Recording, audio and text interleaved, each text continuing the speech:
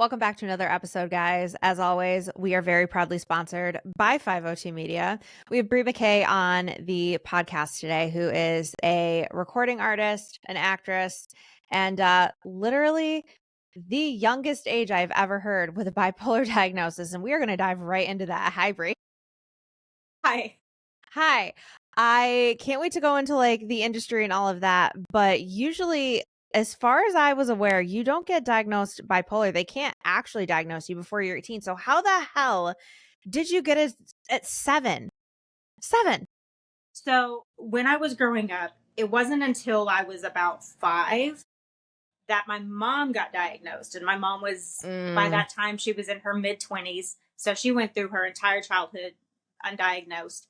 hmm Um, so she started to look at signs. And I just remember telling her some things that I was experiencing. And she's like, okay, we're going to get you checked out. Long story short, I went to the doctor and, lots of tests. I was in a hospital for 2 weeks. They said I had bipolar.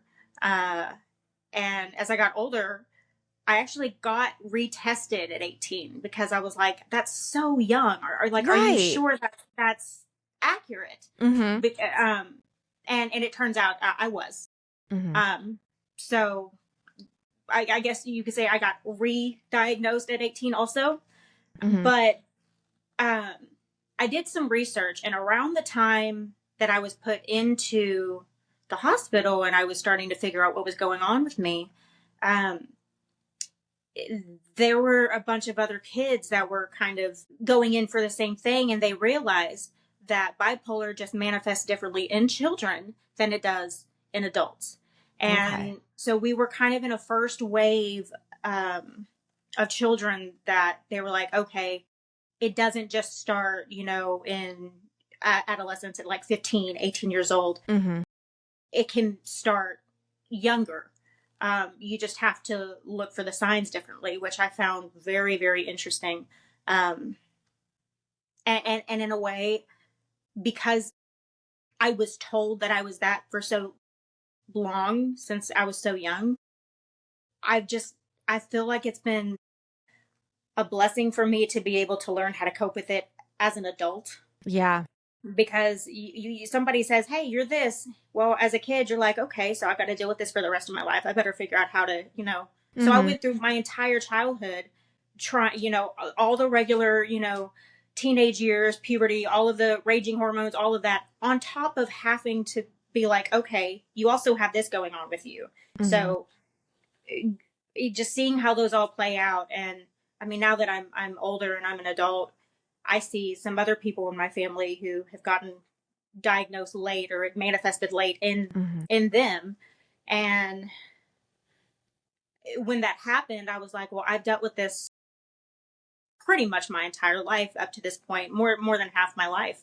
And there are things that I have done and that I have had to learn over, several decades. And so I wrote a book about it. It's just my experience of the research I did. I was very curious about all of it. So I did tons of research. I asked my mom her experience. I asked, different people um, as caregivers what their experience was, things that have helped me, things my therapist has told me. And I just put it into a book. And it is kind of specific to bipolar, but I think a lot of it, um, a lot of it can be helpful for any mental health issue, disorder, whatever you want to call it. Yeah. But it's called The Gray World: Understanding Bipolar Disorder. Um, and I'm at a point where I need to put out a version 2 because I wrote that. I wrote that when I was 24. Um, Yep. that's been some years. I'm not going to say Yep. how long, but it's been some years. Yep. You've learned a thing or two since version 1. Version 1, yeah. Yeah. So yeah, a lot of people don't know. A lot of people think that, oh yeah, bipolar is, teenage years, 18, or it'll manifest, once you get into your mid 20s or something like that. And a lot of people don't know that, your kids, they could have signs of ADHD or depression or whatnot, and it actually could be signs of bipolar just starting earlier. It just looks different. Yeah. What are some of those signs? Not that I want everyone to immediately take their kid to the doctor for a diagnosis. For sure. But what are some signs to kind of look for to just kind of keep in the back of your mind? Well, uh, unfortunately and oddly enough, signs that they're going to have ADHD Mm-hmm. kind of can also be a sign of that as well. Yeah. For me specifically, and to be honest, I think this is the first time I've ever actually really said this. I don't. It's been a while since I've looked at the what I wrote in the book. I'm not even sure if I say this in the book, but I remember having. I guess at this point I wouldn't say it was hallucinations, but I just had a very very vivid imagination. I had these images in my head that were so disturbing, and I just remember just sitting in my room crying. And my mom came in. She's like, "What's wrong?" And I told her, and that's when she decided to take me to the doctor. I was very, very, very depressed. I mean, at 7 years old, so if they're getting down and they're being low, they're not wanting to do much, they're having signs of, regular depression. That's something to look into also, because my mom just said that I wasn't happy. I was Mm-hmm. but so the usual bipolar signs of, hey, highs and lows, highs and lows, highs and lows, that doesn't really happen as like young kids. Right. Um Well, because kids already have highs and lows and highs and lows. You kind of chalk that up to right. being children. Yeah, a lot of yeah. So it can be difficult. I'm no doctor, so Mm-hmm. please. Right. This But is all not just medical advice. like based off of your experience. This is my experience. Yeah. I just remember always feeling like I didn't fit in. I was in my head a lot. I felt very depressed. It's called the gray world because I literally, the world looked gray. Like yeah, like the absence of color. Like things were just really gloomy. And even all the way up and through high school, I look at those memories like there's a haze and a cloud hanging over all of it. It's really strange. Like, I mean, obviously I had, moments that are wonderful and great and fun. And, did teenage years, I put my parents through the ringer, I'll tell you that. Yeah. But, yeah, I, I really don't know much to say else on that. Right. I mean, that makes sense. A lot of the times when you're dealing with, mental illness, especially that young, like I know as a trauma response, a good chunk of my childhood is blocked out. If someone asked me about being 7, I'd be like, I don't know. It's funny you say that because I think it was a couple months ago. There was a specific. I'm not going to say what memory it was, Right. but there was just and I mean, it wasn't bad. It wasn't. It wasn't. It was a memory, and for some reason, I guess maybe I had done some internal healing or something, and Mm-hmm. I remembered this, and I'm like, oh my god, did that really happen? And it just some things clicked into place, and I think especially with trauma responses as kids and getting older and trying to if you do the whole childhood wounds and healing those and Mm-hmm. everything, which I completely believe in. I've had several of those that I've overcome and gotten through, Mm-hmm. but it can be kind of unsettling at first when those memories that you have blocked out show up again, and you're like, Yeah. whoa, did that really? And then you look back at it and it's like, oh, well, I was like, so I can see why I'm just now remembering that, and I blocked it Yeah. out for so long. And then you come to terms with it and you're like, okay, cool, that's part of my past. Yeah. See you later. Bye. It's almost like you feel like you hallucinated it and then it comes through so vividly at the same time that you're just like, Yeah. "Oh, why haven't I remembered that?" And then you're like, "Oh, cuz I like unpacked enough that now this is like next up on the conveyor belt." Okay. All right. Right. Yeah. Yeah. And then you're Wonderful. like, oh, so this is why I'm like this. Yeah. Yeah, it's It's these things that just and it's pop in and never you're like ending. it's always like a jump scare, man. You're just like, oh, okay." It feels a little like deja vu Yes. because you're Like I reliving said. it and you're like, did I was that real or Yeah. yeah. You're like, why didn't I you think you made it up or like you're hallucinating it. And you're like, no, that actually happened. Now that like it's settled for a second. Cause Yeah. it does, it just comes up like so randomly. It's very random. Sometimes it happens at the most odd times. Like I'll be driving, or if I'm out for a walk and I'm just trying to take in air, and then I think of something, and then it boom, just Yep. Yeah. It's so fun, isn't it? the best feeling in the world. So fun. Um, Speaking of fun, um, when it came to managing, which is complete sarcasm on my end, with the whole fun thing, when it came to managing, did you find that medication or talk therapy or different modes of therapy or kind of a combination of all three is what really has gotten you from point A to point B? So when I first was diagnosed, I had to go to therapy. I actually, for about a good, I think it was either 2 weeks to a month, I had to go to a specific school that taught me how to interact with people. Now that I was, and now to this day, I kind of wonder, like, did that really do anything? Mm-hmm. And I guess Besides maybe it isolate you. did. Exactly. And be with kids that, had more severe things going on than I did. And it made me feel, at that age, it made me feel isolated. It made me Mm-hmm. feel odd. And I remember going back to school and everybody was like, "Where were you?" And I didn't say anything Right. because I was in first grade. So it was just like, but as far as managing, they tried several medications. Um, and they switched maybe once or twice. And I remember, I don't remember Risperdal. I think maybe was the very first one they ever That gave sounds me. familiar. And Seroquel was on there. And then when I Mm-hmm. got older, I remember I was gaining a lot. When I started gaining a lot of weight when they diagnosed me and put me on medicine. Um, and so I was like, okay, this Seroquel, I get that I need to have this, but I am gaining so much weight. And when I was a teenager, that was I had a body image issue for sure. Well, we Um, all grew up in 2000 where if you didn't see your hip yep, bones, you were fat. So that right, probably didn't help. yeah.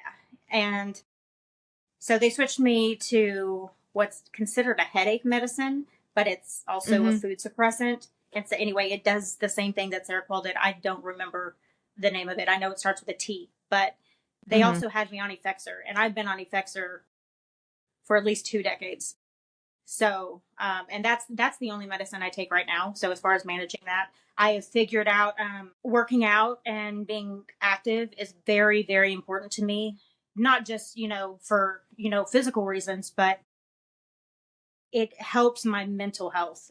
Oh yeah. I do it for my mental. That's when I started, and then I just grew to love it. I loved pushing my body and doing those sorts of things. So, from my care routine, for sure, I have my medicine I take every morning. I which is at a pretty low dose. I would say at this point, I'm a high functioning bipolar. Mm-hmm. Versus, there are some people who I know of that it's very difficult for them.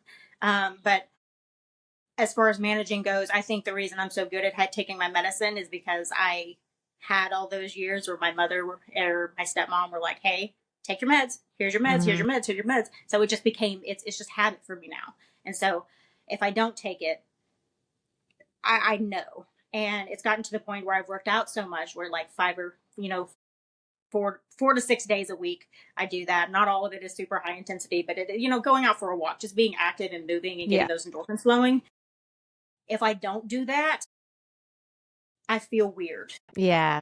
Yeah. So, um, and I make sure, as far as the talking, I'm all for therapy. I took therapy for years, all the way up through high school.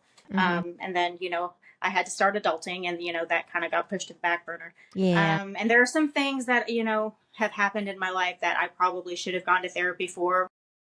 And eventually I might. But a lot of that, self-reflection and working through everything. I read a lot of self-help books. Um I'm very self-aware.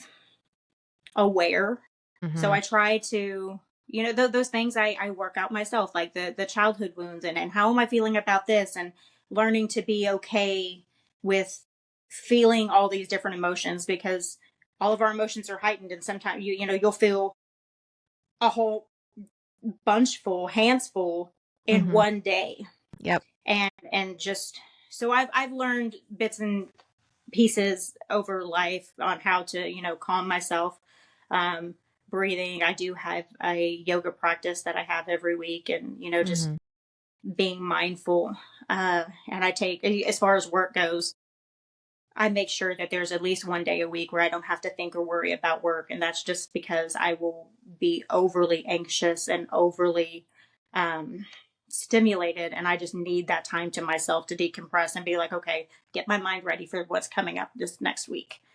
Uh, Hope that answered your question in That the did. long run. That did. And when it comes to therapy, I think I've said this a million times on this pod, but I'm obviously very pro therapy. I'm actually back in therapy, but I feel like therapy falls under that 80-20 rule. 20% of the work is done in therapy as like a supplement. You have to do the 80% of the work. So when people are like, "Oh, I'm not in therapy, but I've also learned how to like what you were saying, like learned how to cope and soothe myself and, you know, working through." That's that 80%. Yeah. So it's just like going to the gym. 20% going to the gym, 80% what you're putting in your body. You know, it's that 80-20 rule. So I think when people are a little like, well, you know, I don't, because I get guests on here that are like, well, you know, like I don't always go to therapy. And it's like, that's okay. Because if you're doing that 80%, then like the 20% is just basically kind of like a multivitamin where it's like filling in the Right. gaps kind of And deal. I think as far as therapy goes, if because I'm pro therapy too, it's Mm-hmm. great. I've learned so many things from my time there, and if you have somebody like a soundboard for Mm-hmm. you that you trust, that you can be like, okay, look, this is how I'm feeling. This is what's going on. I am super anxious. I need to get it out of my system and need to talk about this. If you have that person, then I think you're good. Exactly. I think the only time I would say you absolutely should, you know, not just talk to one other person that you trust, but go to a licensed therapist, Mm-hmm. is if you're getting over something super traumatic, Yes. and you don't have those tools, you don't know those tools Mm-hmm. yourself to get you through that, because then you're just going to suppress it, and that's going to cause so many more issues. So Yep. no, I'm pro therapy for sure. No, I know. I just thought I would like clarify because I get a lot of people that are Yeah. like, well, you know, like, it almost seems like it needs to be a requirement to come on a mental health podcast. And it's like, nah, like I didn't go to therapy for a year, mostly for financial reasons, also because I just didn't feel like talking. Yeah, and that's a big thing. And I will tell you, when I was growing up, I love my stepmom. I call her, I don't even use step most of the time. She's Mm-hmm. usually they're my bonus parents, my bonus dad and my bonus mom, because Mm-hmm. they've been in my life for so long. Um, there were times, especially in high school, where she's like, okay, I know something's bothering you. Talk to me, talk to me, talk to me. And I can't tell you, if you're a caregiver, don't push it on them. Like, be like, hey, yes, I am here when you're ready to talk.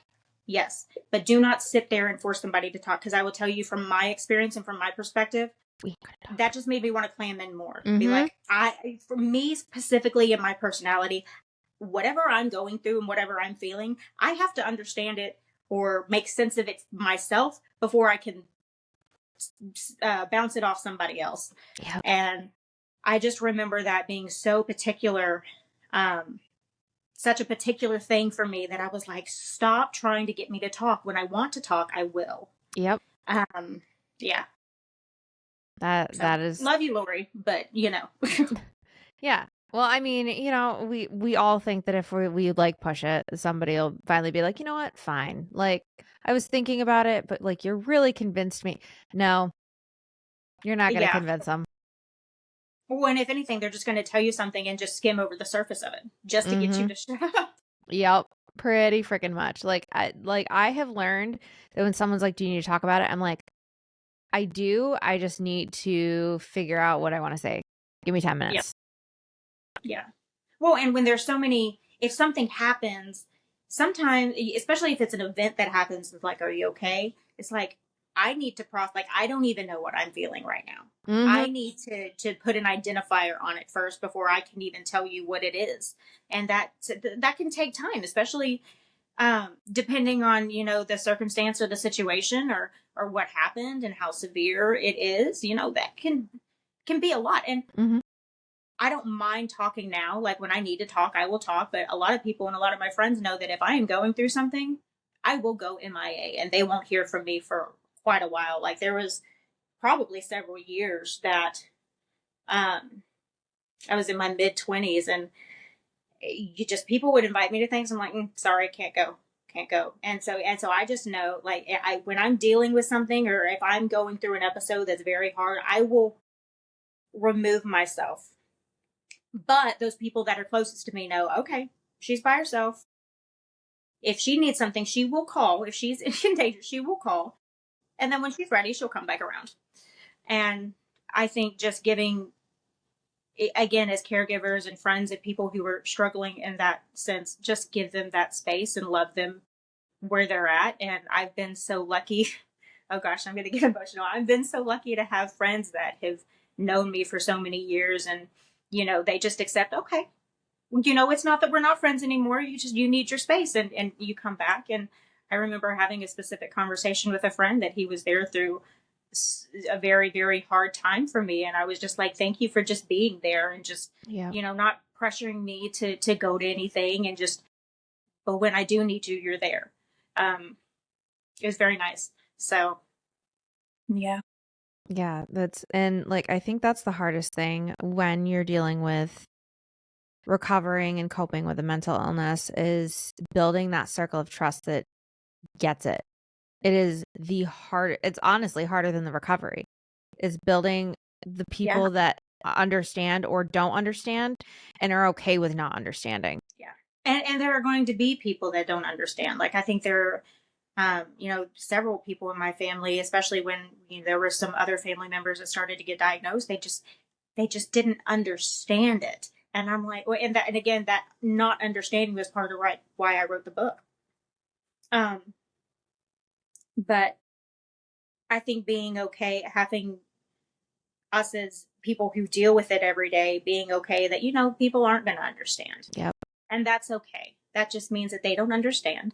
And if it's somebody close to you, it doesn't mean that they don't love you. It's just, that's not their experience. But they can still be there for you. And that doesn't make what you're going through any less or worse. It is what it is. And it's your experience and you get to make of it what you want. I think something that has helped me so much in staying positive without having that toxic positivity is knowing that, okay, I'm human. We all have these emotions for a reason. Because I will be quite honest, I used to suppress a lot of anger. And that's still something that I have to work through. It is not because I do not like myself when I'm angry. It takes a lot to get me there. But when I am like angry, like irate, I don't like to be around people because I don't even like myself when I'm like that. But I've learned you have to understand, like let it out, not enjoy, but accept those emotions that they're valid. They're there. They're trying to tell you something. They're trying to tell you what you're experiencing and how to go about that in the world. And I think having bipolar, I used to think of it, and I used to think of it as a curse, to be quite honest. I was like, this sucks. And then again, my therapist had told me, she was like, okay, we'll switch that around. Why don't you look at it as a gift? And to this day, I had never forgotten that. And I also think it's a gift because all of these emotions and my ability to feel so deeply, even though it's a pain in the ass sometimes, excuse me, I'm sorry. It is my superpower in a way because I get to write music based off of those feelings that connect with others. I get to go into my emotions deeper as an actor. when I need to. And it wasn't until I started realizing that it's like, okay, maybe I got to take medicine. Maybe my personal life is a little chaotic, but when it comes to my career and when it comes to the things that I love, man, do I have an advantage. Yeah. That is that I it's so funny that you say that because having borderline, you do feel those emotions very, very deeply. And like you said, it can be a pain in the ass. It can be an absolute pain in the ass to just like be like, why can't I just be like normal sad and not this is the depths of despair. Well, I feel that when I'm reading a book, when I'm Yeah, watching a movie, and I'm like, why am I crying at this? I Why? know. It's not even real. Yeah, no, But I know. But when I'm seeing some of these like acting reels and they're angry or they're sad and I'm like, okay. And it's really it's, hard to not like judge as an because I'm actor, not an actor, but like I'm like, girl, you can go there a little bit more. as an actor, I think one of the hardest things for us to do is to be authentic in the emotion Yeah. of whatever we're trying to portray. Mhm. Um, and some people think it's just reciting lines and just putting on a face that makes you feel, and it's not. It's you're literally you're taking yourself there. You're going, and there are safe ways to do that, um, and ways to get you to that emotion. But when you're not feeling the emotion, sometimes some people won't look at it and they'll just see what's on the surface. But the really really good performances that are deep and that you can feel is because they are going there and they are feeling it, and maybe they are, no matter what kind of technique or whatever lessons or teachers they follow, whatever they're using in their toolbox to get them there, Mhm. is it doesn't really matter. At the end of the day, your job is to be believable, Yeah. and in order to be believable, you have to be there. And so being that vulnerable to be able to go there Mhm. with, sometimes you'll get on set with somebody who you haven't met until maybe 2 hours ago, and you Mhm. have to be able to go there. And then another, well, for film there, that's that, but as on in theater, you have to get your body to go to those emotions Mhm. every time, every performance. And it's so, and if you go there, I mean, there is a, sometimes you just don't get there, and so you fake it till you make it. Mhm. um but you go through the motions, but the goal is to be able to get there every time and be honest about the emotion. Now, what people get confused about is, some people think, okay, when you see a script, it says, I should be feeling this way, or that's what makes sense. But when you internalize it, and you build your character and you go with it, sometimes as you're going through, when you're in character and you're reciting those lines or rehearsing, you're in the moment, and you're so in the moment, it can be so beautiful when a natural normal emotion comes out, and it's not what people expect, Yeah. but it's honest. Yep. And that's the big thing as an actor, is to be honest. That's the whole purpose and the whole goal. Yeah. Like I've seen several mainstream actors talk about the research they do and making sure that they get like the gate right. And this, like, I just saw an interview with Charlie Hunnam when he was Ed Gein. And he was like, his partner and him have been together for like 2 decades now. And he's like, she just knows I gotta go decompress for a little bit and like actually like peel the character off of me, Yeah, yeah, yeah. you know? So the last show that I did was called Inferno: Fire at the Coconut Grove in 1942, and it's about the Chicago fire that happened in Boston that Ugh. killed hundreds of people. And my character was named Goody Goodell. She was a real person, and she was a piano. She was the piano player and the singer in one of their lounges. And as a musician, I had piano under my belt, but I'm not Mozart. Most of my piano was used for, creating my melodies and putting it on. Playing live piano uh, was a skill set. Well, let me rephrase this. playing piano and singing at the same time. That is Oh, a yeah. both. It's a skill that must be acquired, and I worked relentlessly every day. I think a solid hour and a half to 2 hours every day since I was told I was doing that part. So I had about a month to do that. And I didn't get all the songs that were in the thing originally, I didn't get to. And so we used some, but there were enough where I had to play and sing um, so that I got into the character. But I think that was the best but most difficult part of that role was one, the research.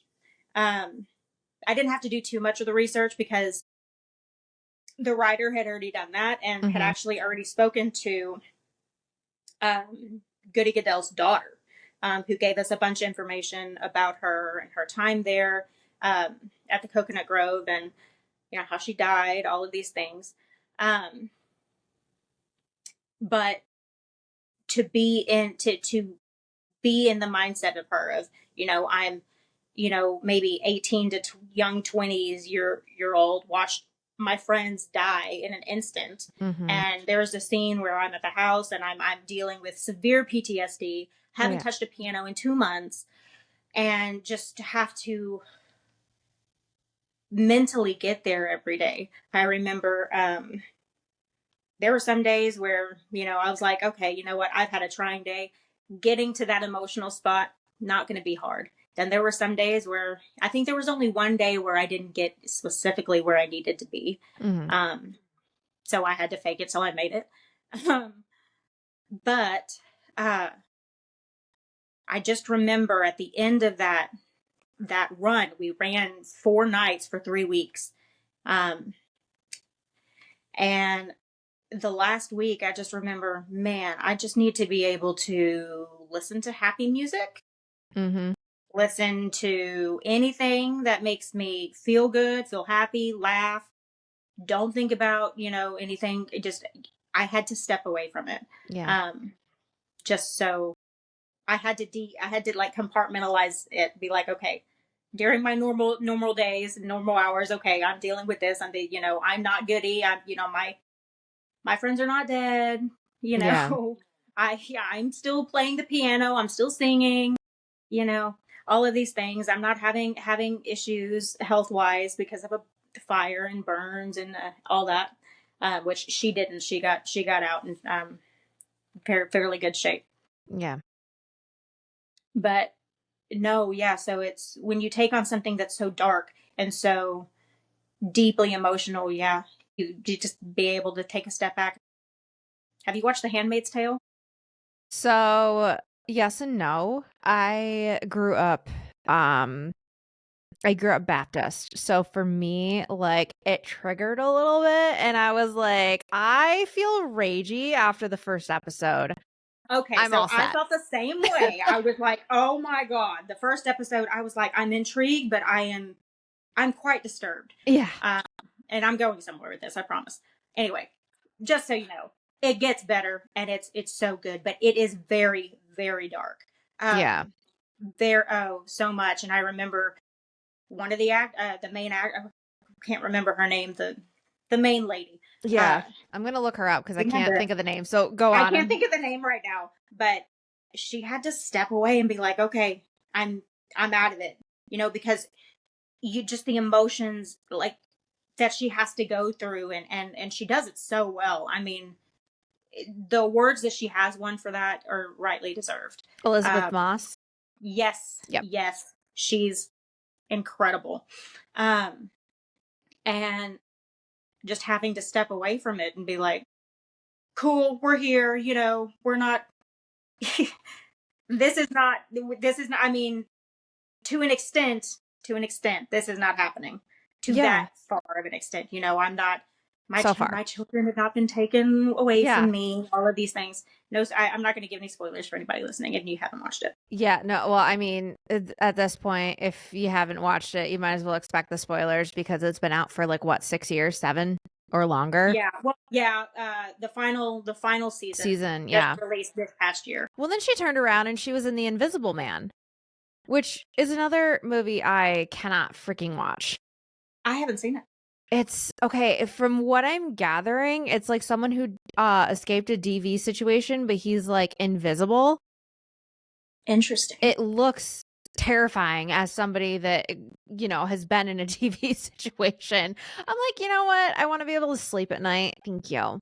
But yeah, it's insane how well these actors will really, really dive into a role and how seriously they take it, but also like their poor brains by the end of this. Because I know everyone loves The Handmaid's Tale and stuff like that, but I'm like, I grew up in Baptist purity culture. Like, I think I'm healed enough that like I can maybe give it another try. And as long as I get through the first couple seasons and I just remember this is fake-ish, like we can we can work through it. But yeah, speaking of mental health in the industry, I know you have some, kind of behind the scenes takes on how it's treated in the industry. Can you walk me through some of those?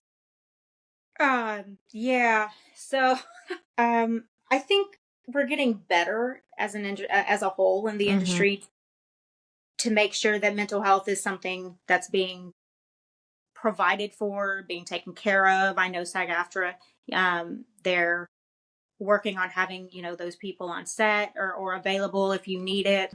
Um, as independents and just as a whole for people getting started, I think the hardest thing, well, I mean, I think what I was going to say is that starting out, having all of that rejection is probably the hardest part in your career. Yeah. But I think I'm going to say it's 50-50 because once you hit a certain level and people expect this of you, if you deviate from that, well, that's another level of stress that can be, put on, and, celebrities and having their privacy taken away. And if you don't know how to deal with that, and that's a whole different level of mental health. So I think on both ends of the spectrum, whether, you're well known or you're just starting out, I think there's going to be mental health things you need to be aware of as you go in. So starting out, you're going to get a lot of rejection. You're going to get a lot of no's, and you just have to be okay with that. It's not, and even as musicians and singers and get going into singing and recording, a lot of people are so attached to their art because it's our soul. It's it came from the deepest parts of us, and we just, if people accept it, then it can feel like they accept us, and if they don't, it can feel like they don't accept us, and we can take it personally. And when it's not, sometimes it's just not their style. Sometimes they just haven't heard of it. They haven't heard your music yet, and sometimes it's, sometimes it is just that's not their song or their style, and it has nothing to do with you. It has everything to do with them and how they relate to the song. You can be the artist and the writer, and you wrote it because of this, or you're wanting people to feel this way. But at the end of the day, once you release it, it's in the audience hands, and what they do with it and how they say that they feel, that's all valid. And what they feel about it and how they interpret the song can be very different from where you started and what actually inspired the song. Exactly. So going back to acting also, so many people will go and be like, man, I had the best audition, and then you don't get it. And you're like, well, why? Am I just the crap? And sometimes it has nothing to do with that. Sometimes you don't have the right hair color. Sometimes you're not the right height for somebody else they're considering. They have to think about all these things, specifically screen. How they're going to fit and how it's going to look on screen together. You got to find actors that have chemistry together. That's a big one. Yeah, and it's a lot of it. More often than not, it has absolutely nothing to do with your talent, but more to do with do you have the physical needs that the casting director needs for that character.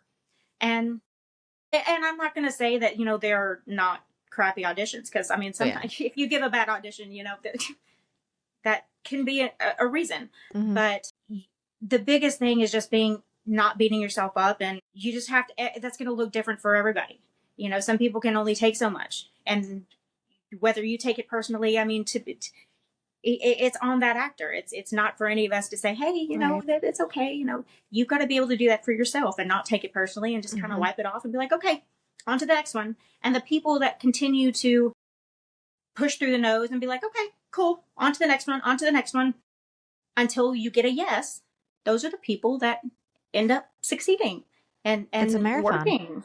And yeah, it's, you just have to know that, you know, there are going to be some roles, it could be your favorite role, but like I know there are some roles that I'll never play because I'm not aesthetically what they will look for. Right.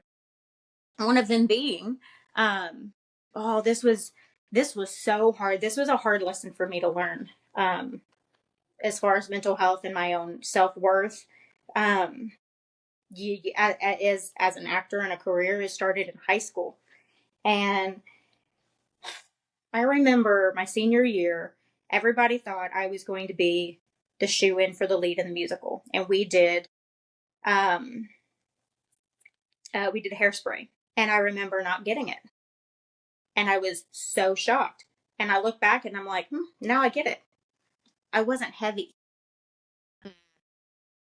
I wasn't heavy, and I had a lot of vocals. And I asked him, and he didn't say that because he did not tell me that was the reason.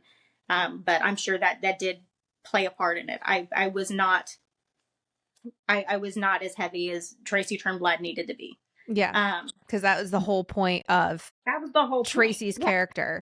Yeah. But what he also told me is that my vocals were so strong that Tracy's vocals cannot outdo um, Link's vocals. Link's vocals have to be better than Tracy's. Right. And for our cast, that wasn't the case.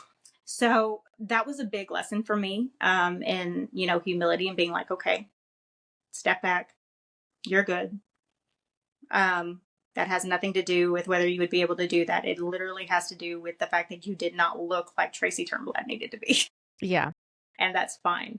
And it took me quite a lot of time to get over that one.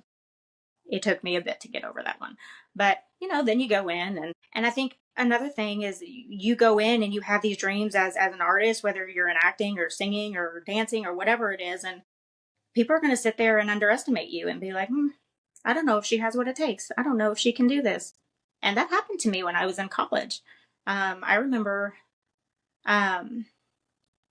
some friends of mine, when we graduated, it wasn't until fourth semester that people actually started to give me a chance in something big. And I think an old friend of mine was the reason I ended up getting a song in the last show that we did. So I remember getting a call from the guy who was writing it, because we had a guy in our class who was writing the show that we were doing. And he was like, okay, come prepared to sing this. Bring your A game. And I brought the A game. They're like, where the hell have you been hiding this? It wasn't until then that people saw what I could do. And then before we graduated, I had, you know, that person and my other friend, they were like, yeah, a lot of us didn't know if you were going to make it or if you had what what it took to do this. And I'm like, oh. They're like, well, you proved us wrong. I'm like, well, cool, good. Thank you. Yeah, I don't know how to take that, but okay. Right. So I've kind of, you know, I've processed that, and I'm like, okay, there are people who sit here and think I don't have what it takes, and you know what? I'm still gonna do it. And Felt. that takes a lot of mental it takes a lot of mental strength, because there are some days, I mean, there are times when I'm just like, why am I doing this? There are times, you know, I'll get a no, or I'll get, you know, my agent will send me these things and I'll do this, and you know, it's just no after no, and I'm like, okay, why am I doing this? Is there something else I need to be doing? Is there another direction that I need to be taking? And every time I go there, I just sit with myself and I'm like, okay, no, this is my purpose. I know from a long time ago this was what I was supposed to be doing, so just keep going. So it's just a reminder, and it's a mental game a lot of the times in the audition room, but totally worth it when you get a yes. 1000%, I'm sure. So this is kind of a two-parter question. What was your first yes that you were that euphoric feeling after a bunch of no's? What has been kind of like what you feel is the highlight of your acting career so far, like role wise? Oh gosh. Oh gosh. Well, my first yes. Well, I have one for acting and I have one for singing. Um, my first yes, after a bunch of no's, was I took about a 4-year hiatus from acting because the guy I was dating at the time loved that I was a singer because he was a musician himself, but didn't like that I was an actor. And he put all of these assumptions on being an actor, like, oh, well, you're just going to cheat and you're just, you're going to do all this stuff. And so I was like, He's a musician, correct? yes. Okay. Go on. Mm-hmm. Mm-hmm. And so anyway, I was like, okay, well, I'll focus on my music. I love that anyway. But I felt, and he did a musical with me once. We did The Addams Family. Ooh. But I remember distinctly when we had broken up, we had to quarantine during COVID. And when I got out in 2021 and got my own place, I just remember I miss acting. Why did I let him talk me into not, going for these roles anymore? And so there was this short film that it was called Twisted Note. And I put in an audition and she called me and she was like, hey, you got the part. And I'm like, I think it was the only female role in the short film. So there was really only one part I could go for. And it gave me that confidence to be like, oh, cool, I can do this. And then I think it was about a month later, is when I got Top 5 Weekend. I got that, and that was so exciting. Yeah. Just to be able to do that. So that's probably the big yes that got me, okay, cool, I can continue to do this and just go and just go. Mm-hmm. When it came to singing, I knew from a very, very young age that that's what I wanted to do.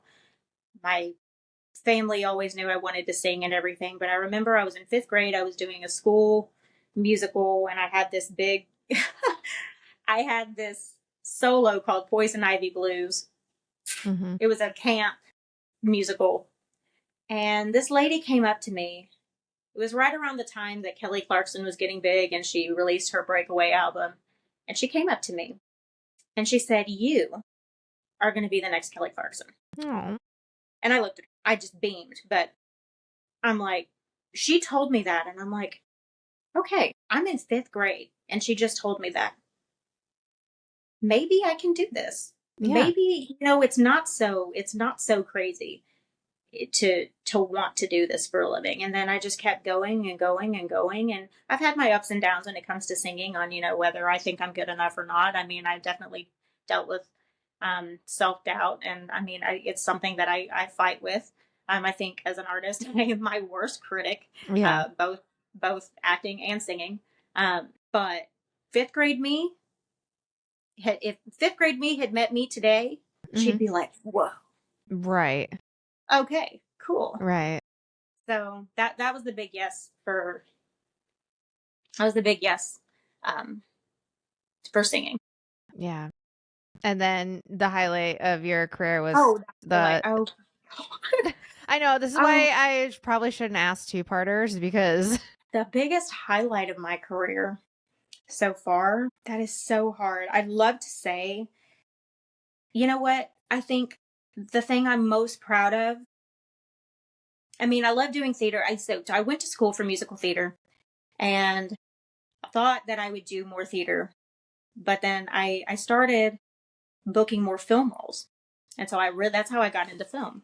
But as theater goes, I think, so in your 2-part, there's going to be another 2 parts. I love For it. theater, I think the show that I just finished, Inferno, that was such a challenging role. And it was a role that I didn't know that I needed, in the sense that, yeah, they could have chosen anybody to play this role.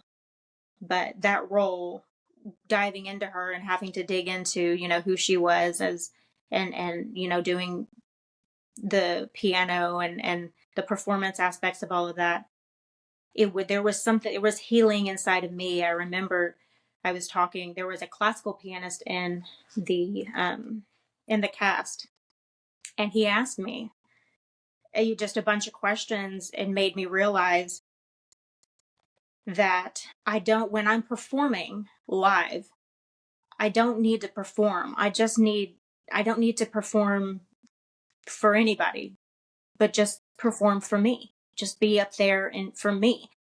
And that was so, like, it sounds cheesy, but it was kind of life changing, No, because that's I go into a performance and I'm trying to give the best that I can. And sometimes it's so, I want it to be so good that I stress myself out over it to where it's not even fun. And then I get, um, so it helped me in that aspect, but it also got me definitely more comfortable being on stage again. Just that was the first theater role yeah.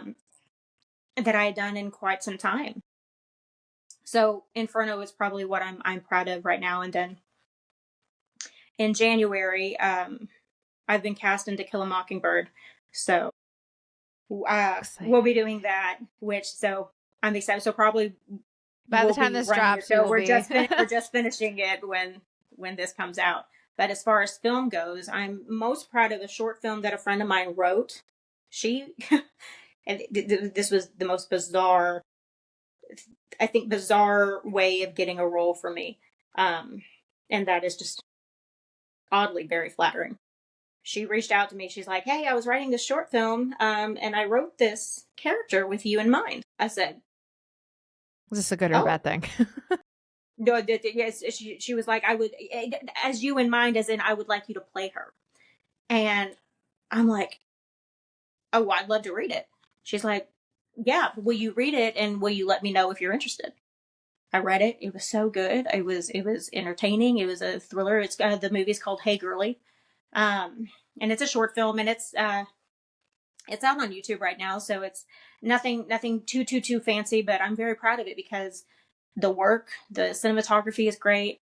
Um, but the fact that she even, wrote something being like, "Hey, I want this person to play," that's never happened to me before. So it's very flattering. But I also have a song, an original song that's in it, and I also helped produce it. So there's just a lot. I got to play a lot of parts I in love creating that. that film. So that's, yeah, I'm very happy about that. That's also exciting.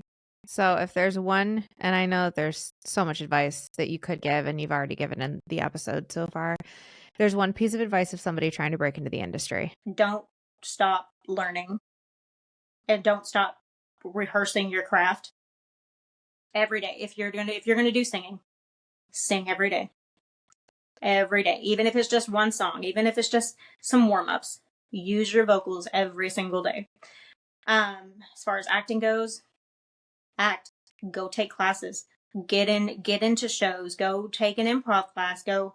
If you can't afford to go hop into classes, there are several YouTube videos that you can watch with interviews from other actors that give advice and they teach you these things. And there's online, just so much available to you. Read books. I have, oh gosh, this is the best book I have read on acting so far, and it's called True and False: Hearsay and Common Sense for the Actor by David Mamet.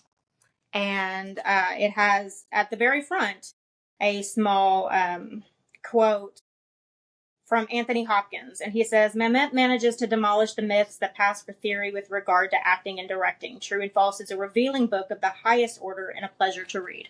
Sir Anthony Hopkins said this Yeah, about I was this just book. gonna say, like, if he said that, I mean, that man So is an incredible actor. I everything he does, it's just wonderful. He has so many Halloween movies, and so I was watching The Wolfman, and I was watching Hannibal, and all those. But read books, read scripts, take the scripts, learn your monologues, learn new monologues, just keep it up to date. And biggest thing is don't be afraid to look stupid. Mm-hmm.